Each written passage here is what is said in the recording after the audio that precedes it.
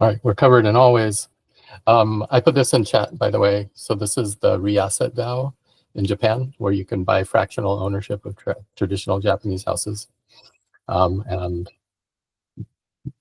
they talk about all their stuff here. So if you're curious, you can take a look there. And then I'm going to jump over to this. Today, we're here to talk about driver mapping. And we've done this here. Gimbal Labs has done it. Andamio has used it. I've used it one or two other places. And most recently, it came up as a way of kind of bootstrapping and kicking off the governance work streams.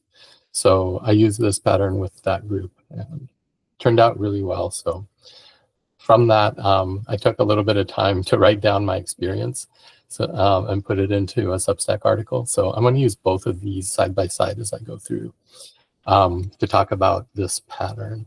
And really, the pattern here is to establish and agree on what the primary organizational driver is, and then start to work through this kind of workshop method to uncover what the drivers are and what's needed, and then to map those into domains, and then start to populate and define the domains. And then there are steps in there if you want it to go really long to refine backlogs and then connect the domains and figure out what the dependencies are between them. So I found it to be a really useful exercise every time I've run it. And the last one has been the most smooth. So I thought I would write about that a little bit. Just as we get in, I'm going to use my article to kind of prompt me. But just so you know, we can't, or at least I can't see the right side of your screen at any level of size that would make it readable. The right side, that would be your article. Yeah. Does that work?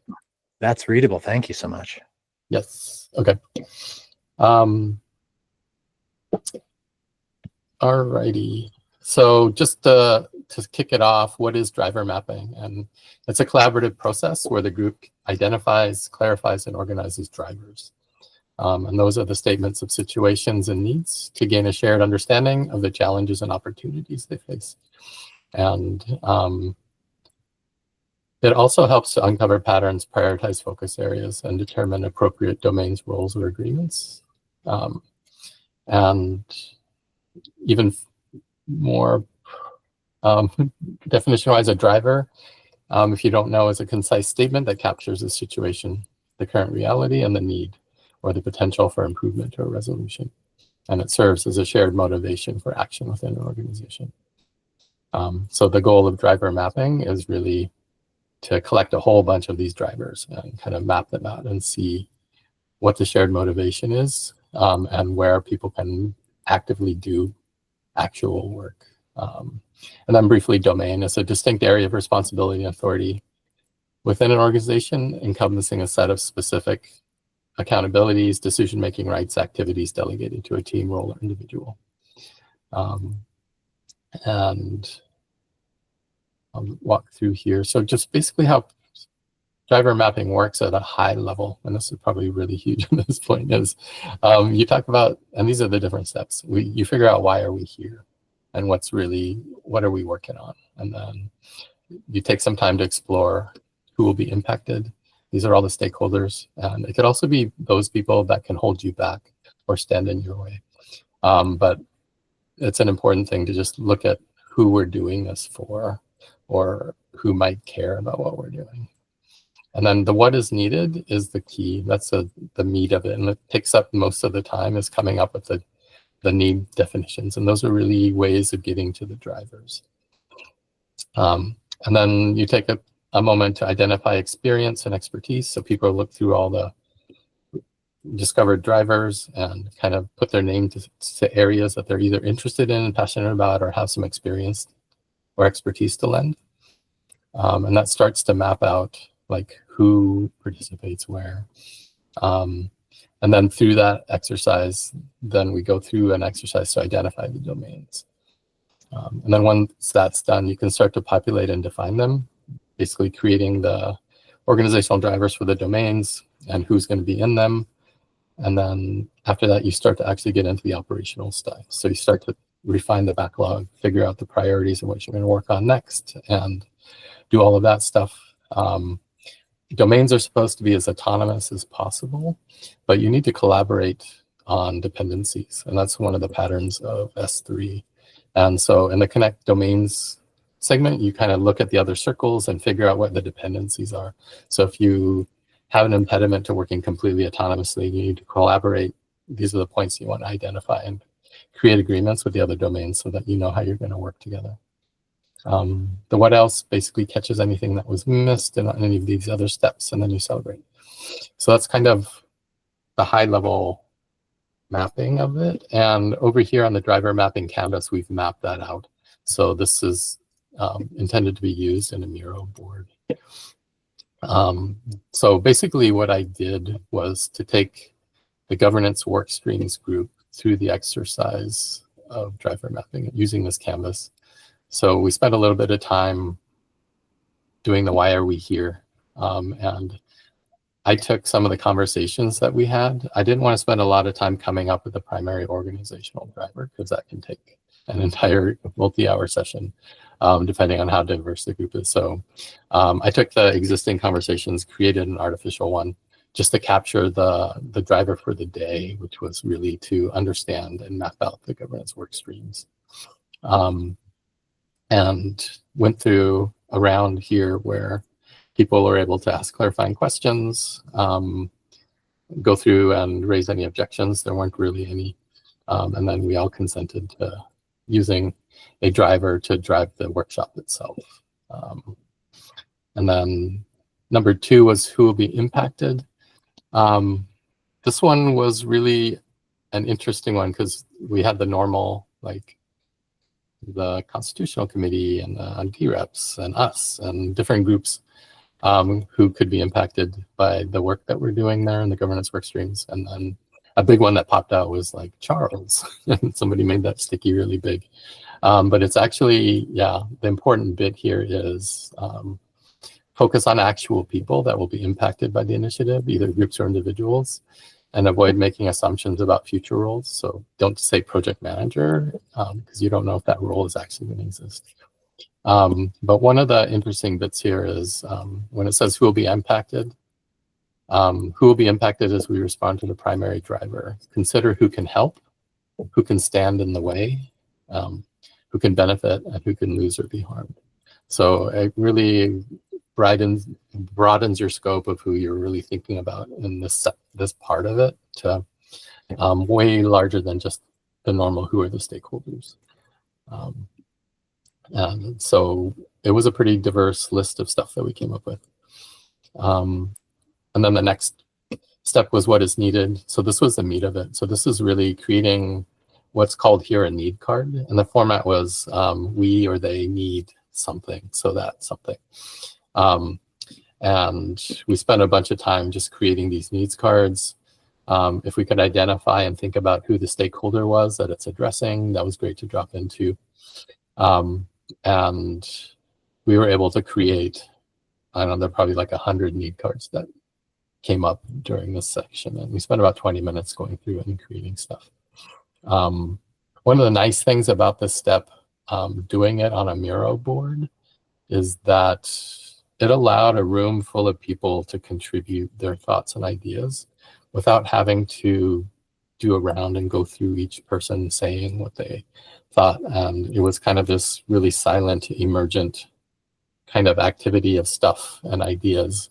And we were able to get everybody's ideas out there. At the same time, it didn't take the whole 2 hours to get all of that information down because everybody's working in parallel. And yeah, I thought it was interesting how there was very little actual verbal communication back and forth, and we did all the communication through stickies on the Miro board. So it made me think about ways of scaling this to larger and larger groups, and not needing to actually have every person speak in the middle and still contribute meaningfully. So after we did that, we went through and identified experience and expertise. And this was basically asking the people to go through and silently read all the need cards and familiarize themselves with it. And then if they thought they had expertise, a passion around it, or something to contribute, or interest, that they could just add their name to that card. Or if they thought of any subject matter experts or somebody who they thought might be interested, they could add somebody's name who wasn't present. So this whole exercise wasn't to commit anybody or anything to doing anything. It was really, when it came time to form the domains around these are all names that you could ping and say, hey, we're firing something up here. Your name was on this. Are you still interested? So it wasn't a commitment, but it was more an indication of interest or who we should ask. So that was interesting to just get all of those down in there. And you'll see how that helps later. I'll get into that a little bit.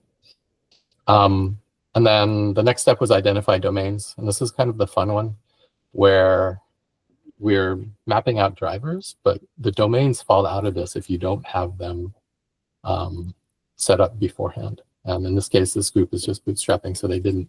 So the exercise we did was just to do a silent oracle sort, where each person goes into the whole board and looks at cards and starts to group them in clusters that they think are similar in some way, either based on the need-centric way, or similar actors, the actor center, or a combination, and just have them work silently, kind of pulling things back and forth. And kind of the call there was, if you had a pile and somebody starts to dismantle it to make a different pile, or a couple of different piles, to be curious why that happened and go and look and see if you can kind of see what they're trying to get at. And if you still don't agree that that's an improvement, then to pull them back and start to create your own files. And you saw that happening a few times, but it quickly settled down. And in my experience, it happens pretty quickly. And we wound up with, I think, 5 or 6 piles that were clearly grouped according to some clear themes. And then we went through to step 6, which was really to define them by giving each of those piles a name. So they came out to like group governance, or community outreach, or constitutional continuity, or just different piles. So that was kind of a popcorn style conversation between people throwing out ideas on what we could call each pile. And that basically became the name for the domain. And then we didn't get as far as creating a primary driver for it, but what we did have at this point at step 6 was we had a number of different domains. We had a whole bunch of driver statements through the needs cards that said, these are all the problem areas that this domain can look at. And then we had a whole list of names of people that were interested in participating or could participate in each of those needs cards. So this was the output from the governance work streams, where there was a promotion group with 3 drivers that popped out and a whole bunch of people that were interested or were suggested to participate. An engagement group domain with a bunch of drivers there and a bunch of people that wanted to participate. The group governance had a whole bunch on how the group itself decides what to do and how to do it. Constitutional committee bucket, community outreach bucket was by far the largest. And every one of these cards, most of them, there were a few that didn't have anybody signed up, but a lot of them had people that were interested in participating or helping. So we now have a list at the end of just step 6 of 6 domains, a list that can populate their initial backlog of work. And then we have a whole list of people that are interested in participating in that domain. And we did all that in 2 hours in a workshop. So it was a really powerful exercise to go through that. And we only went through step 6, basically. And that was enough to get things bootstrapped with the spreadsheet that I just showed. And I think that's a great outcome for a 2-hour workshop that you can use this pattern for to get to. Some of the stuff we didn't get to was refining the backlogs. So that's where you kind of go through them and start to sort them, prioritize the cards, archive any that are superfluous, move things to another domain if it makes more sense once you get some clarity on things. And you can also add stuff that was missing once you get a concrete driver set up. And then the other part that we didn't get to is connecting the domains. So this is how to manage dependencies that extend beyond the scope of any one domain or concern the wider organization. So this is something we may get into, but I didn't couch this and we should do sociocracy. It was more like I have a workshop style that we can use to bootstrap how we work together. And so that's kind of how these patterns came in there. So it wasn't an explicit sociocracy kind of teaching. It was more using the driver mapping canvas in the workshop to get to the output of this spreadsheet. So I'm going to pause it there. But I basically, if you're curious, through that process, I also created this article for each step. And I didn't talk about how to do each step. I talked more about my thoughts on each step and how I ran the workshop and the different things I thought about during each step and how the different steps worked in that workshop format. So I added this to our template as well here. Because I thought it might be a helpful thing for people to look at if they're running their own workshop here. But I'm going to pause there and open it up for any comments, questions, thoughts. Let's go. Open queue, Jeremy. Was the group able to arrive at a primary driver? That's not necessarily, and so when I say primary driver, I'm referring to the concept of like in this case, it'd be the Cardano future work streams overarching domain. It's overarching domain and the driver that describes that situation. So I'll share the mural board itself. So you can see we arrived. I provided a little bit of the process we were going to go through, defined some things like what's a driver, what's a domain. And then we went through steps 1 to 6 of the driver mapping canvas. And basically, I started with this thing. So this was kind of a put together artificial driver, but everybody agreed that this kind of represented what we were doing. So the driver was basically what's happening. Cardano's evolving a governance framework to ensure decentralized, participatory, and effective decision-making. Various areas of governance work are being discovered to address critical areas such as constitutional development, amendments, treasury management, voting mechanisms, community engagement. However, these efforts lack a unified approach and would benefit from a structured collaboration to align on priorities, share knowledge, and co-create governance solutions. What's needed? Dedicated group that systematically maps, aligns, and iterates on governance-related work streams within the Cardano ecosystem, ensuring effective response to challenges and opportunities of decentralized governance. This group will clarify and align governance work streams to foster coherence and collaboration, facilitate participatory decision-making and transparency to include diverse perspectives, experiment with and refine collaboration mechanisms through empirical learning to maintain resilience and sustainability, and support knowledge sharing and accessibility to empower stakeholders.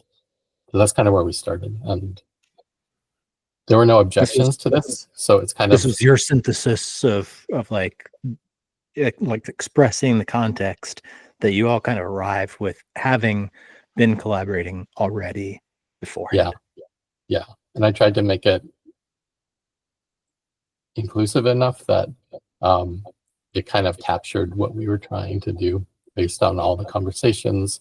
A lot of it came out of the civics group. They provided us with a governance work streams document that they had captured what they were originally calling constitutional debt.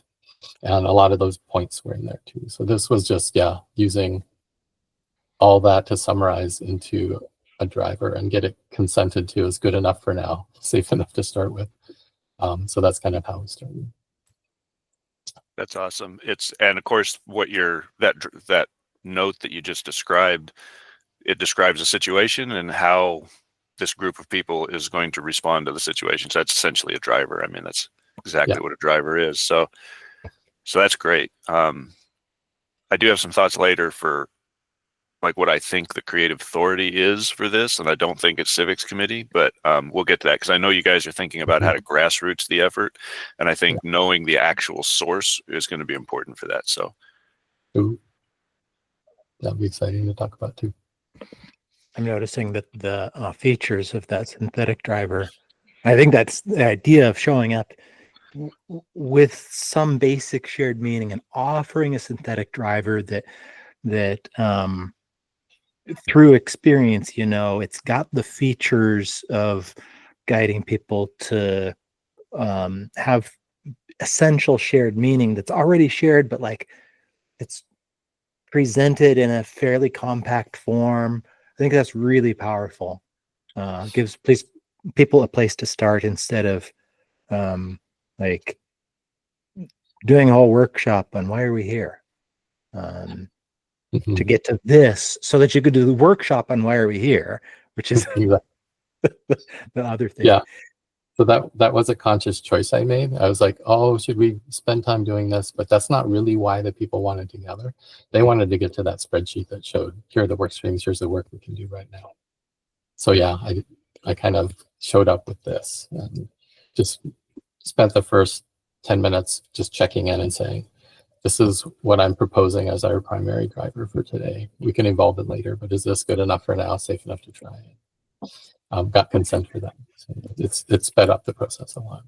Doing that. The notable features of what's needed there for me are that it's expressing like not how we would do, but how we would know that we did an area of impact.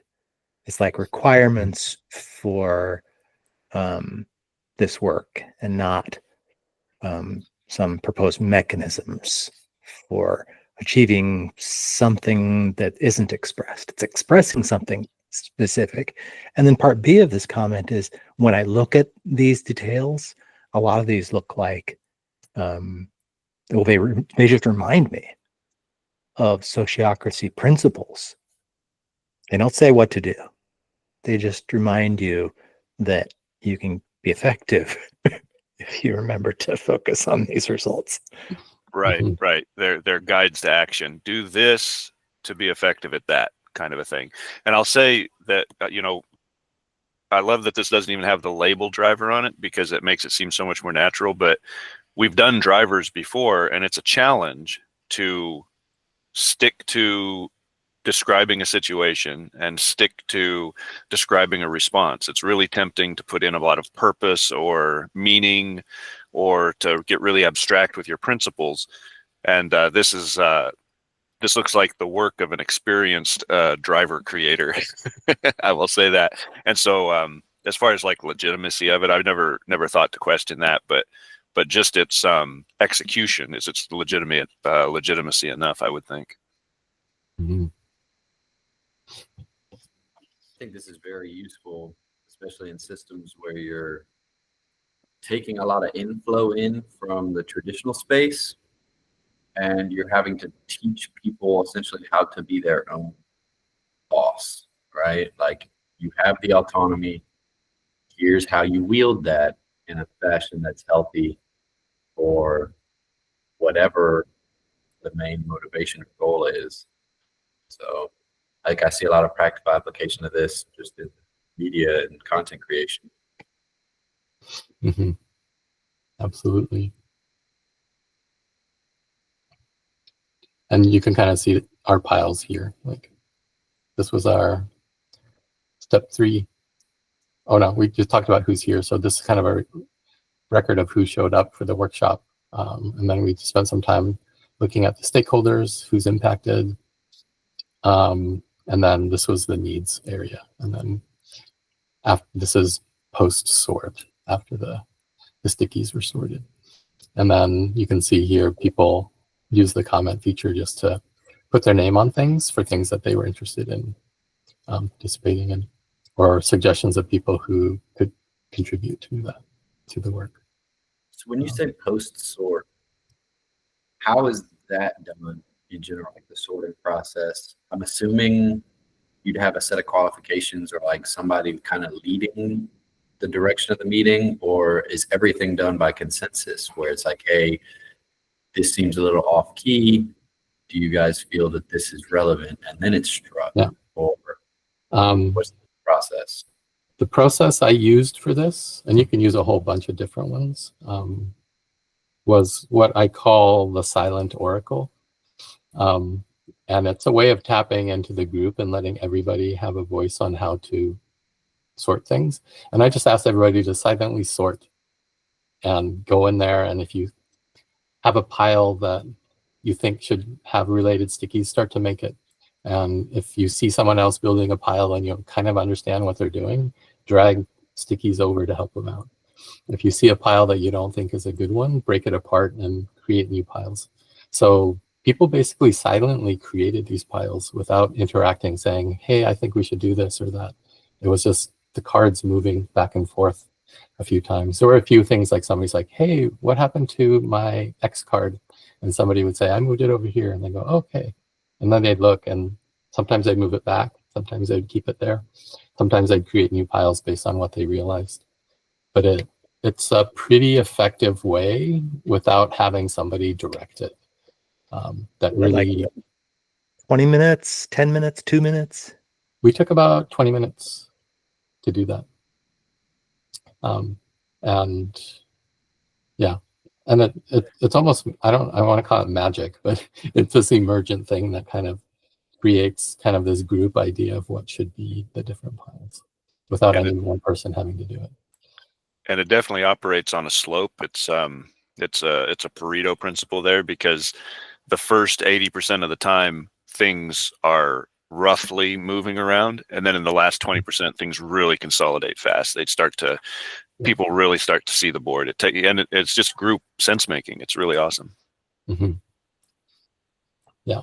And then only after that's done and things have settled down, did I ask them to name the groups. So these name cards like group governance or engagement, things like that came after when the piles were there, and we said, what do we think this represents?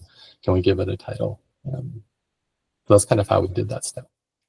Yeah, and if I remember right, there was one group that ended up down in the separate domain mapping boards that didn't get a name for the longest time, and when it finally got named, it was like, oh, well, then this other thing was somewhere else. Let's pull that over here too. And so it led to like one final layer of sense making right at the end too. Yeah. It was, what was it? Constitution continuity had no name, but it had all these things like definition stock and companion documents and Voltaire papers and things. And they all made sense as a pile of work to do. And I think Nadia said, why don't we call it this afterwards? I found that really interesting too, because in my opinion, that is the DNA of the group. That's like the long thread that's threaded through it. If the group has any continuity beyond this technical debt or this constitutional debt, it's going to be that thread of ongoing iterative continuity, because the Constitution needs to change. It needs to have things added and subtracted and everything else. So, yeah. I see that government transparency SIG has not fell off. That must have been Quasar. Yeah, Quasar was there for sure. Yeah.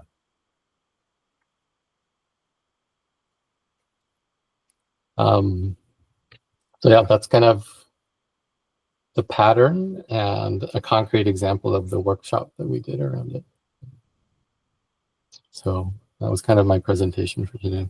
Is there any of those steps that people want to dive more into, or questions or comments on anything? I did want to ask about the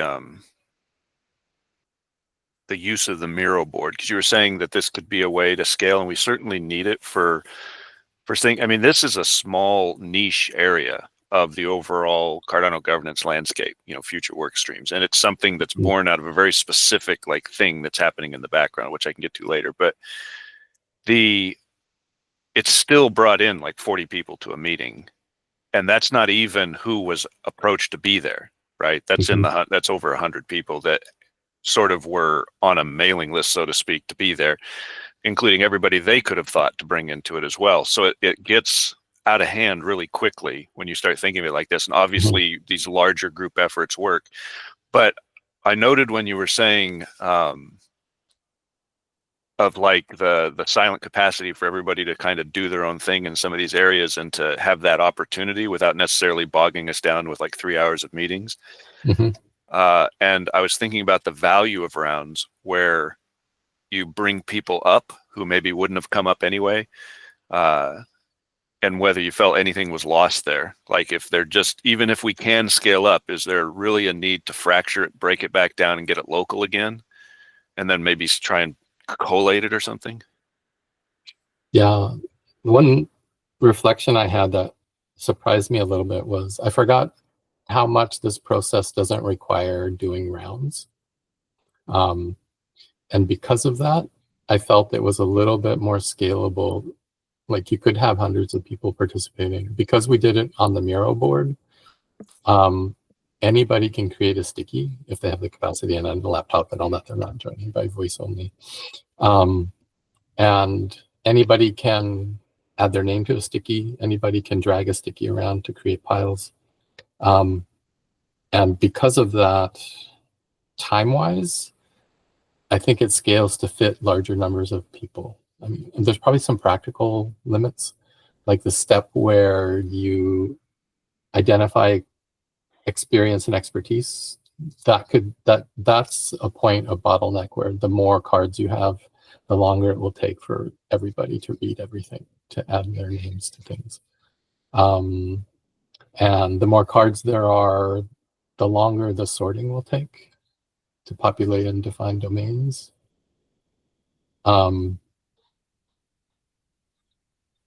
Which identify the domains. But I was surprised that because we didn't use rounds at each step to say, okay, let's go through each card and the person who wrote it, please describe what you were thinking. We didn't need to get to that level. We were able to move very quickly with large amounts of people here. So I thought that was an interesting kind of reflection on my part that we can use this with very large groups of people if it's designed properly. So if there's like an aspect to driver mapping that's amenable to this large group silence activity, everybody contributing as they can and without the need to necessarily pull up people. I mean, the risk, I suppose, would be, was there anybody that wanted to get something into the conversation that wasn't able to, and not just for technical limitations or anything, but just because that was their first meeting or they didn't know if they'd been invited or something like that. I mean, there could be so many social constructs that would prevent somebody from plugging in there, and whereas the rounds guarantee that you'll pull them up and support them. Yeah, for sure. For this one, there was very little filtering process. It was more generation of ideas and needs and stuff, that there wasn't that level of having to talk about things.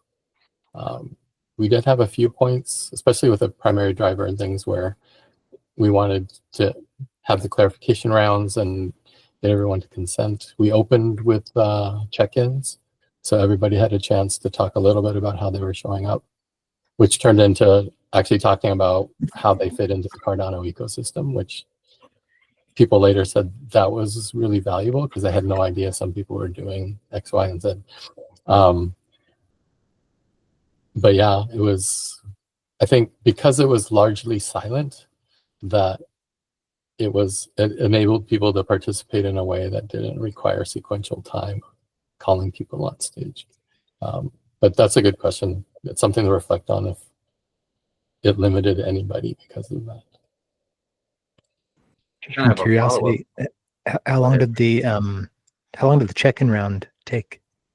About 10, less than 15 minutes. Oh, that's fast. Yeah. Thanks. Sorry, Shaggy.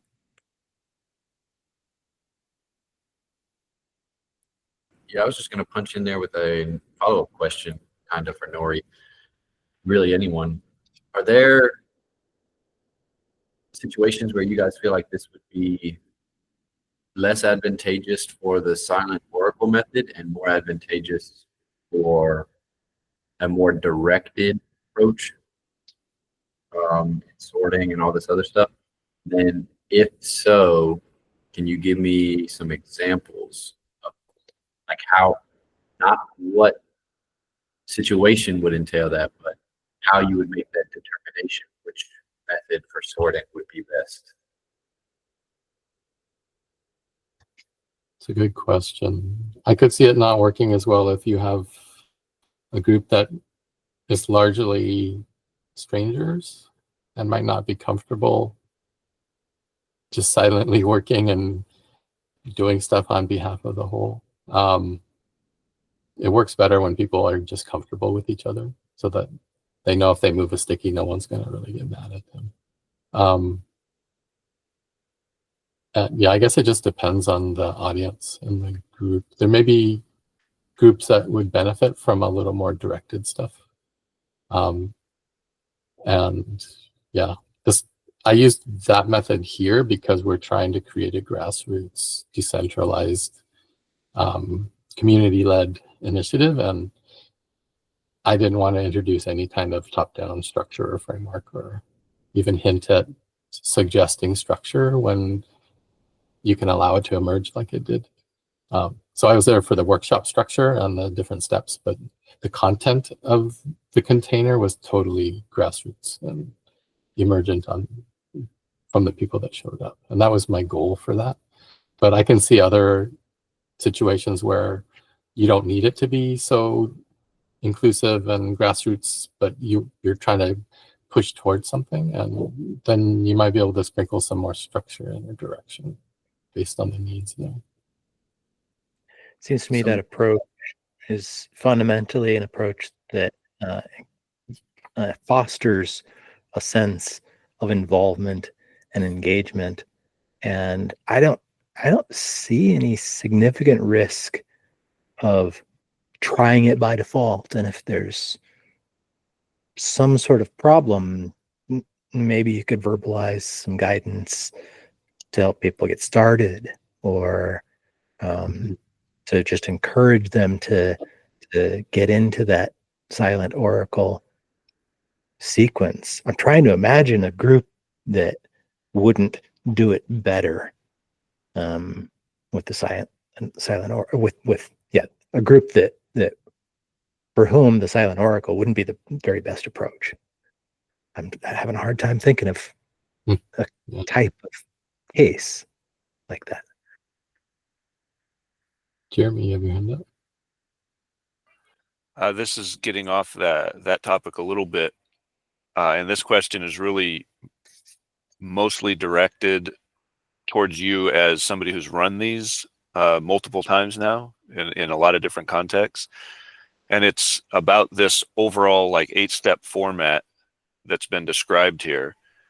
What I'm kind of wondering is almost like an MVP kind of approach to it, where like how often do you get it all covered?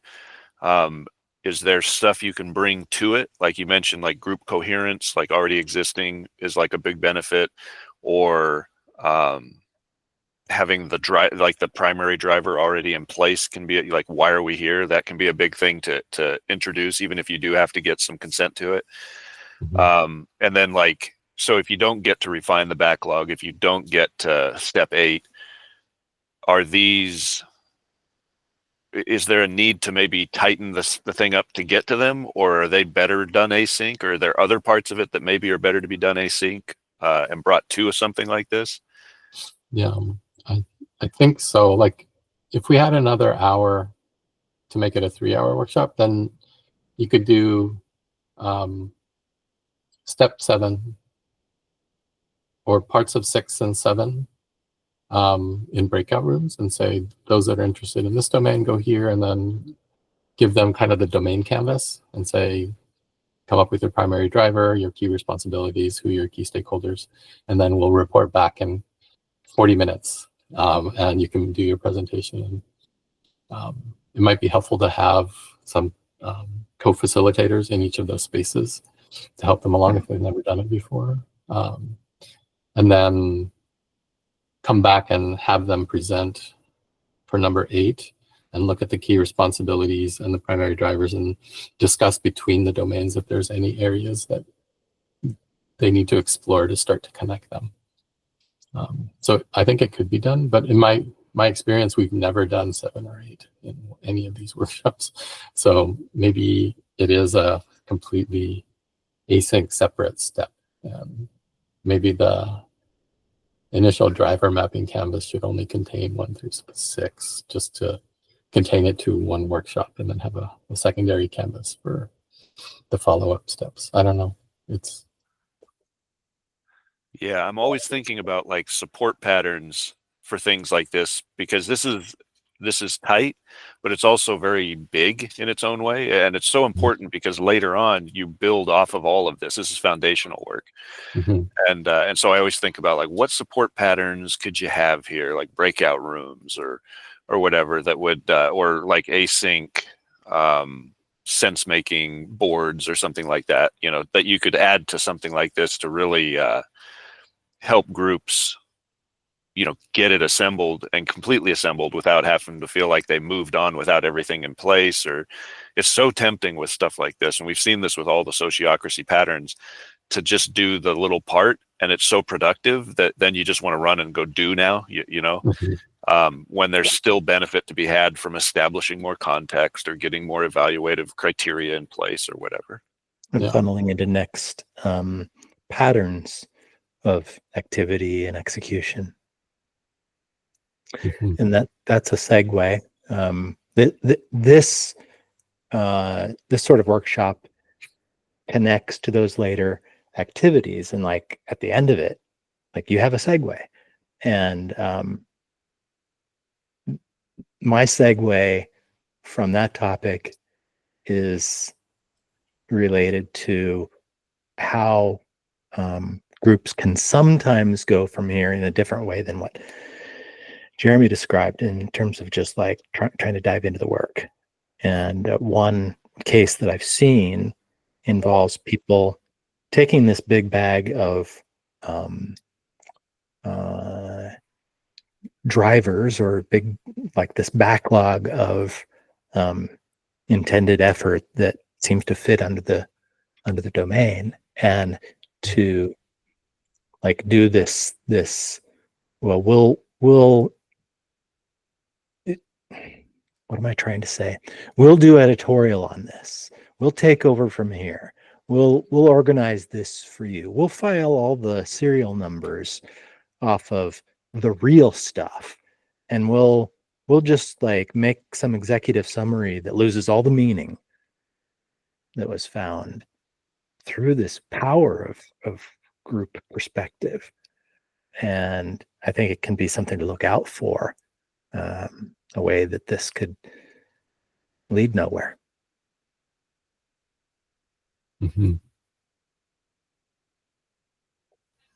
I think that ties into what I was going to share about, and I don't know if this is for the presentation or not, but what I was going to share about specifically what's holding the whole pattern of the future work streams together, because they have a resource that absolutely nobody else has.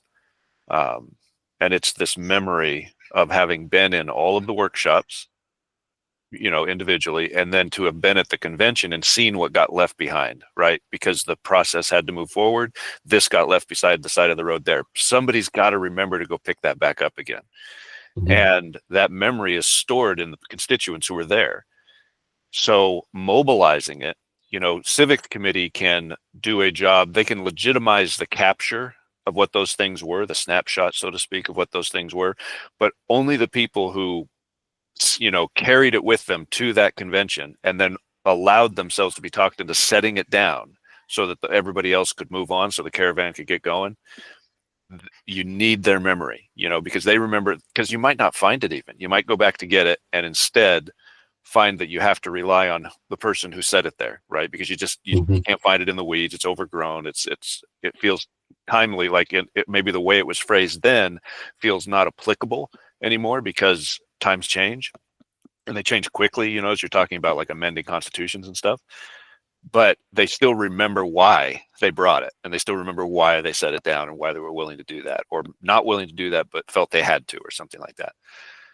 So when you talk about like this process falling apart, it can fall apart if that's lost in the case, in the course of getting these work streams legitimated over the course. And, you know, funding is going to legitimate them, but you can also fund illegitimate things, and that's going to be one of the risks as the budget comes together. And so I think holding on to that memory and holding on to the authority that it grants is a key part of, as this, particularly this effort, but any effort that wants to have autonomy, it'll be a key thing for them to hold on to in order to establish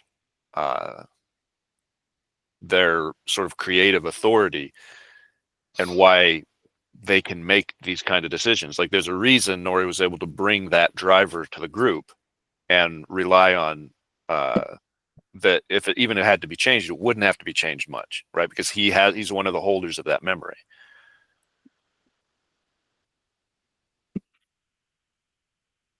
That's a really good point.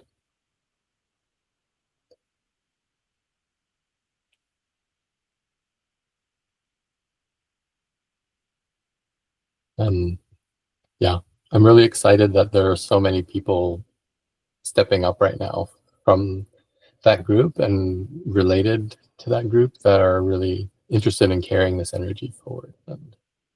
And even Charles himself is like, this is important work, we need to fund it. And so it has his support to keep this energy going and figuring out a way for the community to continue the governance work of Cardano. So yeah, I'm thrilled that we were able to use some sociocracy patterns to kind of help consolidate the community that was gathered there that day on what they thought was important to continue, and take their experience from the convention and the workshops and everything they have and kind of list it out there. And it's not a definitive, this is everything list, but it's a starting point. And there's a lot there that should jog memories and help other people think about other things. And we have them in groups and stuff. So I was actually really surprised that the spreadsheet emerged in the way it did, with really concrete domains, a whole list of drivers that can help to populate that, and then a list of 10 or 20 people in each one that are willing to contribute to make it happen. So we have the seeds of the space, the participants, and the work that just emerged out of all this. So I think it's a really powerful exercise that is super useful for bootstrapping and kicking off things like this, especially in a decentralized space like we work in. I also think it's a really good validation of the principles of sociocracy and the practice of well-practiced practitioners of it. Yeah. All right.